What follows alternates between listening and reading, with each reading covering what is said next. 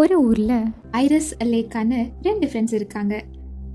சின்ன வயசுல இருந்தே அவங்க பயங்கர திக் ஃப்ரெண்ட்ஸ். இதுல ஐரிஸ்க்கு பாத்தீங்கன்னா ஃபேஸ்ல டிஸ்ஃபிகரிங் ஸ்கின் டிசீஸ் இருக்கும். அதாவது பிறக்கும் போதே அவளோட ஸ்கின் கொஞ்சம் வித்தியாசமா இருக்கும். இந்த ரீசன்னாலே பல பேர் அவளை கிண்டல் பண்ணியிருக்காங்க. அபார்ட்மெண்ட்ஸ்ல எடுத்தாலும் சரி, ஸ்கூல் ஃப்ரெண்ட்ஸ், சீனியர்ஸ், நிறைய பேர் நிறைய விதமா கிண்டல் பண்ணியிருக்காங்க. ஆனா ஐரிஸ் ஒரு நாள் கூட வருத்தப்பட்டு லேக்கா பார்த்ததே கிடையாது.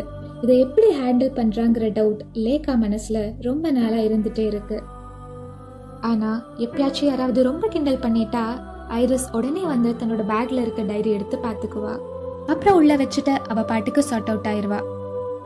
ஒரு நாள் லேக்காவை வந்து ஒரு கும்பல் பயங்கரமா கலாய்க்கிறாங்க. ரொம்ப கேலி பண்ணி கிண்டல் பண்ணனால லேக்கா அழ ஆரம்பிச்சிடுறா. இப்போ ஐரிஸ் அவளை தட்டி கொடுத்துட்டு இதுக்கெல்லாம் கவலைப்படாத, ஃப்ரீயா விடுன்னு சொல்றா. ஆனா லேக்கா கேட்கவே இல்லை. அப்பதான் ஐரிஸ் வந்து தன்னோட பேக்ல இருக்க டைரி எடுத்து இவகிட்ட காமிச்சு இதுல இருக்க யாராச்சும் உனக்கு தெரியுமான்னு கேக்குறா. அதுல உள்ள எல்லாரையுமே லேக்காக்கு தெரியுது. ஏன் அப்படின்னு பாத்தீங்கன்னா எல்லாருமே சோஷியல் மீடியால கிண்டல் பண்ணப்பட்ட ஆட்கள். இப்போ ஐரிஸ் லேக்கா கிட்ட கேக்குறா, இவங்க எல்லாருமே உனக்கு தெரியுது, ஓகே, இவங்களை கிண்டல் பண்ண யாராச்சும் ஒருத்தர் பேராச்சும் உனக்கு தெரியுமான்னு சொல்லி. லேக்கா யோசிச்சு பாக்குறா.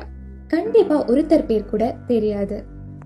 இப்போதான் லேக்காக்கு புரியுது, நம்மள யாராச்சும் கிண்டல் பண்றாங்க அப்படின்னு சொன்னா நம்ம அதுல ஃபேமஸ் ஆயிருவோம், இல்ல நம்ம அதுல இன்ஸ்பயர் ஆகி வேற ஏதாவது பெட்டர் ஆயிருவோமே ஒழிய நம்மள கிண்டல் பண்ணவங்க அடுத்த ஸ்டெப்புக்கு முன்னேற வாய்ப்பு ரொம்பவே கம்மி அப்படிங்கிறது.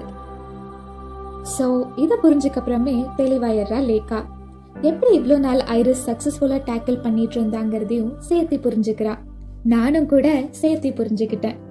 இது போன்ற குட்டி கதைகளை கேட்க நம்ம சேனலை சப்ஸ்கிரைப் பண்ணிக்கோங்க. வரட்டுமா செல்லுங்களே.